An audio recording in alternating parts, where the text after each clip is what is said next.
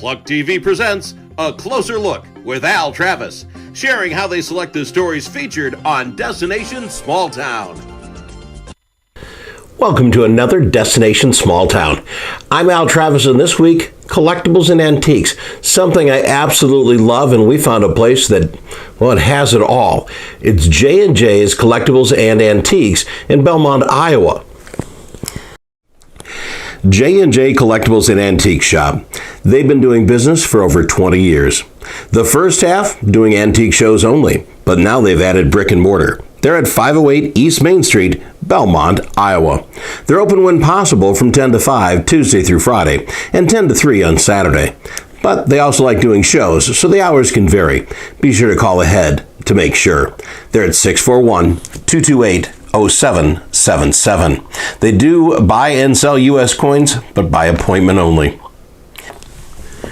J&J's Collectibles and Antique Shop, Belmond, Iowa. We've got them online with us today via our little satellite uplink. We're going to talk with them now. Hey, how are you guys doing over there? Hi, Al.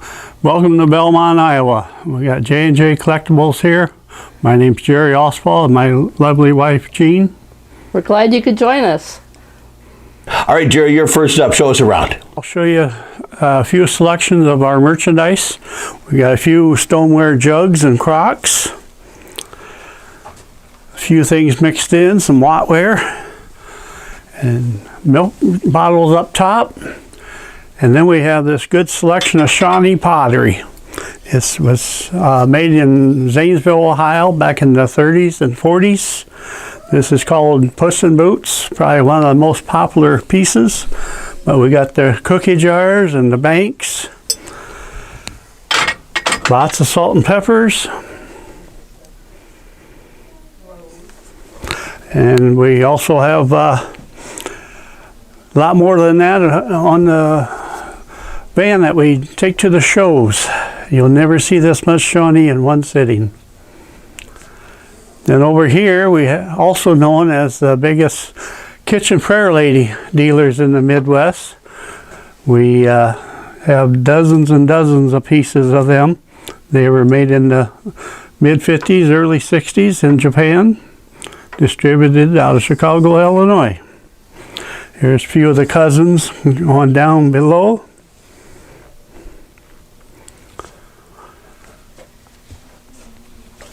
And we got a few mini jugs, and we got Black Americana, and then the good old Midwestern stuff called Rooster and Roses. Good selection of everything. Okay, I've seen this Roosters and Roses thing. Give us a closer look at that. Well, Rooster and Roses is real popular around Iowa since it's the farm state. All the housewives likes the roosters. And this was made in the 50s in Japan. And has everything from canister sets, salt and peppers, about anything they use in the kitchen. Good quality stuff.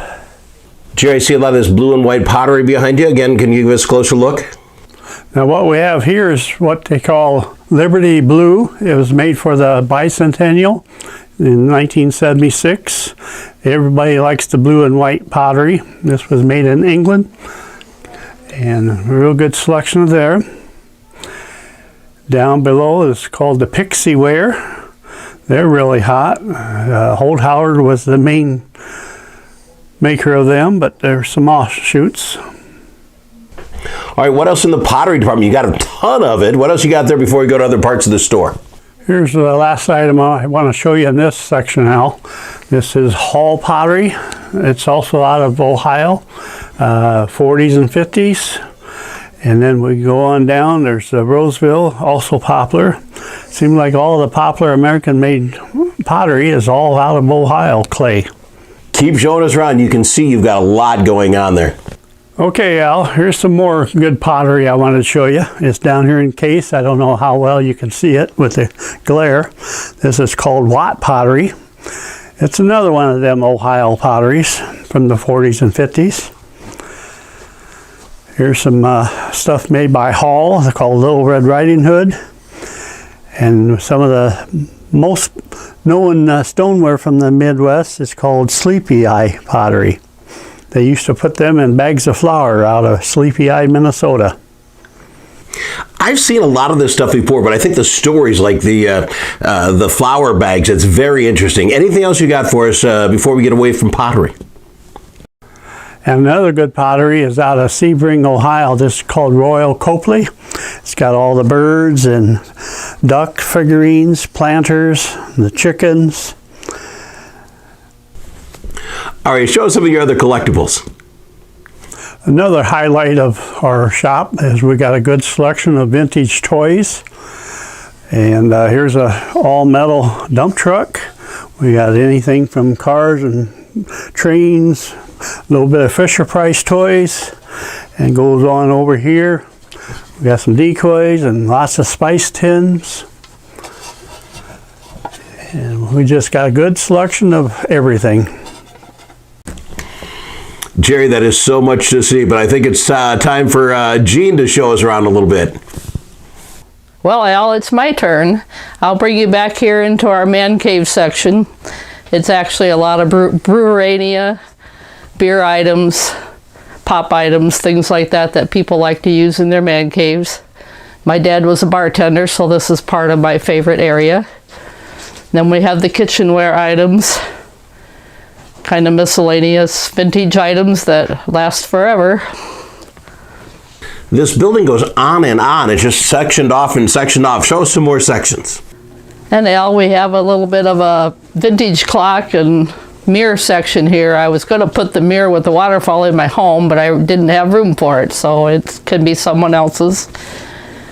We have a vintage Victrola. This actually predates RCA because it shows the dog on it, but it doesn't actually have the RCA label on it. I personally like a lot of teapots, so I have an overflow from my collection here. Teapots always remind me of a warm friendship. And as we go back here, I have my Fisher-Price section.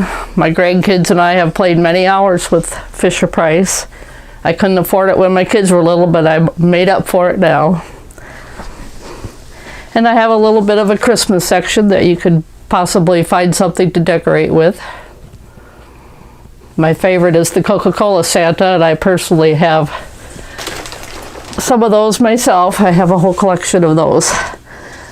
But Coke put those out in the 50s and early 60s. Jean is just so eclectic. There's so much stuff. Keep going. Well, Al, this is what I call the furniture room, and this is just a variety of items that I have no other place to put it.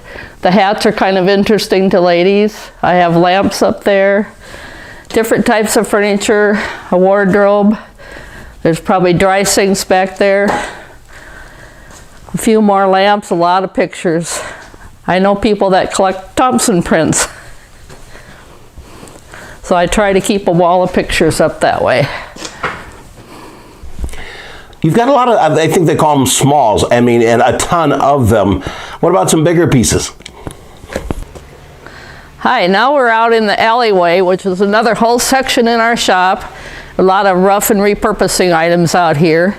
And I'm going to let my supermodel husband, Jerry, demonstrate the barrister bookcase for you. You open up the sliding glass door and it slides back so you can leave it open, or you can shut it to keep the little kids out of it. Put your good items in it. And I saw behind that large piece there, you've got a lot of dolls? This is a little bit of the merchandise that's out in our alleyway, which is another separate room out here. Anything from furniture to all these dolls, Barbies, a major wall full of dolls back there. And as you work your way around, you'll see a lot of different items. I really want to thank you for letting us take a look around. This has really been a lot of fun. I can't imagine the amount of time a guy could spend there looking at all the different things and all the different pieces you have there. Well, thanks, Al. Thanks for coming and taking a tour with the folks. We appreciate that you came to our shop in Belmond, Iowa. And this is an example of the McCoy Smiley pieces that I collect. And we just wanted to say, smile, America. That's what I mean. 20 years in business. Belmond, Iowa. You get yourself down there and go take a look around. You can spend a better part of a day finding just the right pieces. That's J&J Collectible and Antiques, Belmond, Iowa. I'm Al Travis for Destination Small Town.